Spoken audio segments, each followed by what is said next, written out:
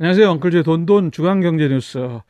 자, 오늘은 국내 금융시장하고 가계금융 관련된 부분을 좀 살펴볼 텐데, 자, 먼저 옵티머스 투자금 받아서 첫 집 마련 계획했는데 다 망가졌다. 이런 뉴스가 나왔습니다. 사모펀드 시장에 관련된 얘기죠. 라임 자산운용부터 시작해서 옵티머스 투자금 받아서 첫 집 마련 계획, 또 홍콩 펀드, 지금 독일 펀드, 이 사모펀드와 관련된 걸로 터지는 문제가 벌써 수조 원에 달하는데, 저는 아직까지도 본격적인 진입에는 좀 이르다는 생각을 하는데, 여하튼 15일 오전 10시 사모펀드 특별위원장인 유이동 미래통합당 의원과 윤창현 미래통합당 의원 4명 의원이 그 옵티머스 운용 본부를 찾아가지고 그 옵티머스 펀드 투자자 30여 명과 함께 그 빠른 보상, 구체적으로 정확하게 사실 파악, 이런 것들에 대한 얘기를 하고 있습니다. 금융투자협회에 따르면 지난 5월 말 기준 옵티머스 펀드의 판매 자량은 5,172억 원인데, 이 중 약 88%인 4,528억 원이 NH투자증권에서 팔렸고, 407억 원은 한국투자증권. 그런에도 불구하고 이 문제가 터져서 환매 중단이죠. 현금으로 돈을 인출해 주는 거를 못하겠다. 물론 아직 유동성이 막혀서 부동산이기 때문에 팔리질 않아서 그럴 수도 있지만, 지금 이 문제는 원금을 손실봐서 돈을 내줄 수 없다. 이거니까 문제가 더욱더 심각한 겁니다. 그래서 19일부터 옵티머스 자산운용 현장 검사를 진행하는 중이지만, 5천억 원 중 절반가량만 자산 내역만 소명했고, 나머지를 찾는 데는 어려움을 겪는 것으로 전해졌고, 피해액이 산정돼야 금감원 분쟁 조정 등 구제 절차가 진행되는데, 앞서 서두에서 말씀드렸지만 라임 자산운용도 아직 해결이 안 된 상태에서 옵티머스 자산운용, 홍콩 펀드, 앞으로 줄줄이 이어지는 이런 부분들이 그 은행과 증권사를 포함해 가지고 엄청나게 많은 부분이 아직, 글쎄요, 빙산의 일각이라고 그럴까요? 일부만 드러난 걸로 알고 있는데, 전체적으로 시장에서 전문가들이 추정하기에는 한 5, 6조 원 정도가 문제가 되고 있다. 환매 중단 상태에 있다. 사실 내역은, 원인과 이유는 아직 밝혀지지 않았지만 그 정도로 규모가 된다라고 얘기를 하고 있습니다. 자, 엉클즈 원포인트 코칭은요, 사모펀드 사태가 눈덩이처럼 확대되고 있습니다. 판매 중단, 현금 출금이 불가능하다는 얘기죠. 단순히 유동성 문제일 수도 있고 원금 손실의 문제일 수도 있습니다. 사실 이 이야기를 듣는 분 중에서는 사모펀드와 공모펀드의 구별, 이것도 잘 되지 않는 상황에서 이런 뉴스들이 자꾸만 나올수록 펀드 자체에 대한 두려움이 커지기 때문에 펀드 시장 전체에 타격을 주는 것은 당연한 얘기고요. 공모펀드의 안정성은 투명하게 운영이 되기 때문에, 감독원에서 정해진 규정 안에서 있기 때문에 사실 그렇게 걱정이 되지 않습니다. 지금 얘기가 나오는 것들은 다 사모펀드 운용의 자율성을 2015년도에 너무 많이 부여하고, 그 다음에 불안전 판매들이 많이 이루어진 그런 사모펀드의 문제이죠. 이명박 정부부터 시장 확대를 목표로 해가지고 계속됐는데 운용이 느슨하다는 게 문제죠. 부자들 돈을 가지고 펀드 매니저가 좀 알아서 잘 운영해줘라, 사모펀드 시장을 활성화시키는 정책이었는데, 코로나 위기를 맞으면서 타격을 받는 거죠. 2008년 금융위기 때도 그랬는데, 금융위기 끝나고 나서 좀 더 느슨하게 해주고. 과연 이 펀드 시장을 어떻게 살릴 것인가, 저도 30년 이상 펀드 시장에 있었던 사람이지만 고민이 커지는 그런 시점입니다. 누구에게 무엇을 어떻게 판매하는지가 중요한 투자 상품, 여러분들 다시 한번 경각심을 가지고 이 펀드 투자 상품들을 바라볼 필요가 있을 거라고 생각이 듭니다. 다음으로 가계금융 얘기 하나 좀 생각해 볼까요? 최저임금 1.5% 인상에도 편의점 업계선 낭떠러지로 떠미는 격. 최저임금 1.5% 인상, 최저임금 얘기가 가계금융에 해당되는지 모르겠습니다. 그런데 최저임금을 기준으로 해가지고 모든 임금 상승이나 또는 여기에 영향을 받으시는 분들의 개인과 가계의 주된 소득원이기 때문에, 이야기가 가계금융에서 수입이 있어야 소비도 하고 지출도 하고 그다음에 저축도 하고 투자도 할 거 아닙니까? 그래서 이제 제가 얘기를 꺼냈는데, 내년도 최저임금이 지난 14일 입장문을 통해서 발표됐는데 올해보다 1.5% 오른 8,720원으로 결정되자 편의점을 비롯한 영세 자영업자들이 크게 반발했죠.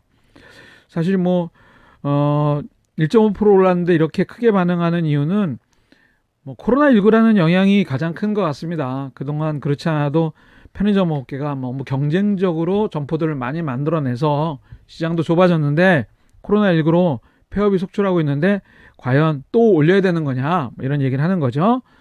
한국 편의점주 협의회는 14일 입장문을 통해서 가파른 최저임금 인상에다가 코로나19로 벼랑 끝에 서 있는 자영업자를 낭떠러지로 떠미는 격이다 이렇게 주장을 하고 있습니다. 지난 14일 최저임금위원회는 9차 전원회의를 통해서 내년도 최저임금 시급을 8,720원으로 이는 올해 최저임금 8,590원보다 130원 1.5% 많은 금액으로 인상률은 올해 국내 최저임금 제도 도입한 88년 이후로 가장 낮은 수준이었습니다. 10% 이상 오른 적도 있었는데 1.3%는 사실 굉장히 적은 부분인데 편의점주들이 너무 힘들게 일하고 있기 때문에 이제 그런 얘기를 하고 있는 것 같습니다. 비용도 나가죠. 편의점주 협의회에서 밝힌 거에 의하면 주당 50시간 주인들은 대표들은 일했는데 평균 수익이 98만 9,600원에서 89만 6,800원으로 불과할 것으로 내다봐서 월평균 매출 4,820만 원 중 매출 이익이 있지만 로열티, 점포 유지 비용 빼고 인건비, 임대료, 전기료, 기타 비용들 빼고 나면 최저임금 182만 원에는 자기들은 투자해 가지고 건지는 게 없다 이런 얘기로 결론을 맺을 수 있을 것 같습니다. 그래서 편의점주들은 5인 미만 영세 사업장의 그 주유수당 인정 확대와 장기적으로 주유수당 폐지, 그 다음에 최저임금의 업종별 규모별 차등화. 지금은 일률적으로 다 중소기업이든 소상공인이든 자영업자든 대기업이든 대기업은 물론 여기에 적용되는 경우가 거의 없겠지만 그렇게 되지 않습니까? 그 다음에 3개월 미만 초단기 근로자의 4대 보험 가입 유예 이렇게 해서 조금 같이 살 수 있는 방법에 대한 고민을 하고 있는 것 같습니다. 함께 위기를 극복하기를 희망한다 이렇게 밝혔는데요. 자, 엉클즈 원포인트 코칭은 최저임금이 결정된다는 것은 굉장히 사회적으로 의미가 있는 일입니다. 노동계뿐만이 아니라 2021년도 최저임금을 결정하면서 대통령이 임기 내에 1만 원을 공약했는데 시급 1만 원, 지금 아직 9천 원도 안 됐으니까 21년도, 22년도 2년밖에 안 남았는데 좀 조급하게 생각할 수 있는데 코로나가 충격의 그 경기 침체를 만들었기 때문에 어쩔 수 없는 그런 결정인 것 같습니다. 앞에서 말씀드린 것처럼 인상률은 국내 최저임금 제도를 시행한 88년 이후에 가장 낮은 수준이고요. 이는 월급 209시간 기준으로 한 달 월급 182만 2,480원으로 올해 179만 5,310원에서 27,170원이 오른 거니까 근로자위원하고 사용자위원 다 퇴장했지만 공익위원들이 이렇게 결정한 결과로 최저임금이 그렇습니다. 한쪽이 유리하면 상대편은 불리한 어떤 절호성 게임.